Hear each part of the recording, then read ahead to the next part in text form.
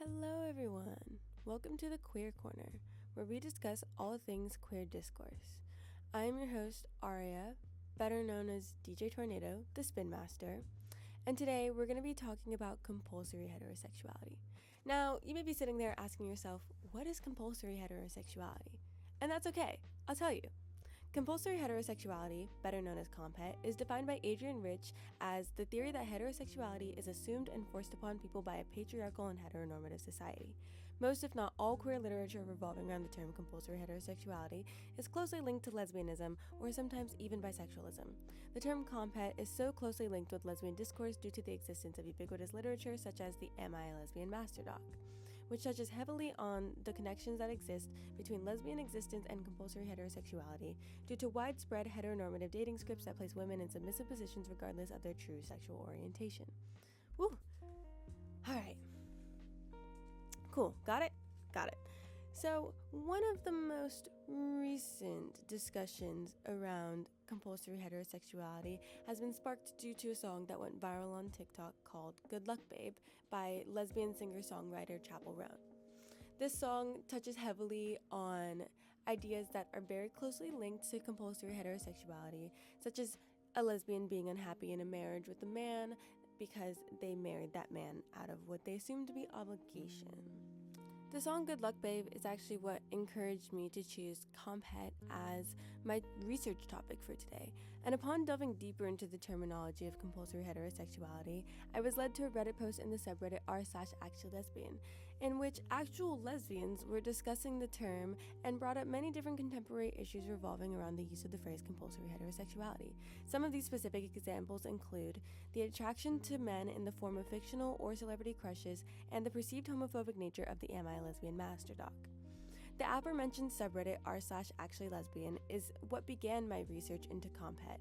However, I specifically chose to focus on a post entitled "The term compulsive heterosexuality should never have been created," posted in December of 2023. As you may notice, the author of this post uses the term compulsive interchangeably with compulsory heterosexuality, which in my personal experience seems to be a common misconception amongst lesbian discourse on compulsory heterosexuality. This disparity is most of the reason why I was originally drawn to the post, as I rightfully assumed that the post would generate a larger amount of discourse. Amongst the replies, there were people both agreeing and disagreeing with the sentiment shared by the author of the post, many in agreement with the author that the term compulsory heterosexuality should never have been created, as it is a more normalized way to harm the lesbian community. This is due to the fact that compulsory heterosexuality, as stated by many responders, is simply a way for bisexual women who believe that they are lesbian to push either intolerance and or discrimination against men due to previous traumas or experiences. One responder writes, "I honestly blame the Master Doc for this bastardized version of COMPHET. Like you said, COMPHET is when you're seeking out hetero relationships because you don't think a relationship with a woman is an option for you, aka forcing yourself to be straight. It is not and will never be having a crush on a man, celebrity or not, and not wanting to act on those feelings because you're a lesbian." Another responder critiques the origin of the term, coined by Adrienne Rich, and her initial conception of the phrase compulsory heterosexuality, saying, "The original use of the term, originating from an essay by Adrienne Rich, isn't any better. Rich is a straight woman who argues that being a lesbian is a choice and more women would become one if they got over the societal pressure to be with a man. If I remember correctly, she literally begins the essay by saying something like, 'Lesbians really hate my opinion on this topic, but we should just throw the whole term out.'" And what are they referencing in particular? They're referencing the essay by Adrienne Rich entitled Compulsory Heterosexuality and Lesbian Existence, which was published in 1980.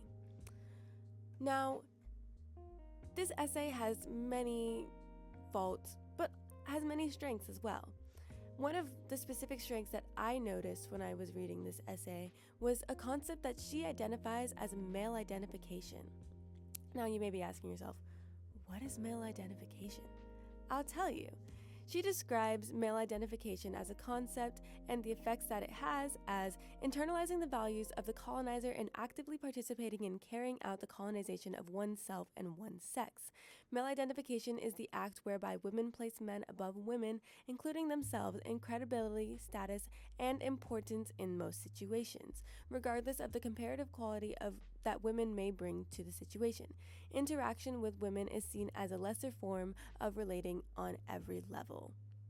So now that we have the background, I conducted an interview with my friend Mimi and asked her a few questions regarding her personal experience with compulsory heterosexuality. When asked what her personal experience with compulsory heterosexuality in her own life, she answered, "Within my personal life, at least growing up, you'd always see the men and the women get together. It's never a girl and a girl or a guy and a guy. And so my whole life I've known, I like men and I like women, but ultimately I always felt like I had to end up marrying a man or else I wasn't, right." When later asked how heteronormative dating scripts have affected her life, she answers, "As a bisexual person, it's hard to date a woman because then you're only viewed as a lesbian. Or if you date a man, then you're viewed as straight. And there's no in-between acceptance of that, you know what I mean? So I feel like being in a relationship with a man right now, I'm viewed as a straight woman. When in fact, I'm not a straight woman, And it's somewhat... Are you a woman? No. I'm not even a woman, but you know what I mean? It feels somewhat, invalidating in a way to be viewed as a certain thing just because I'm with who I'm with and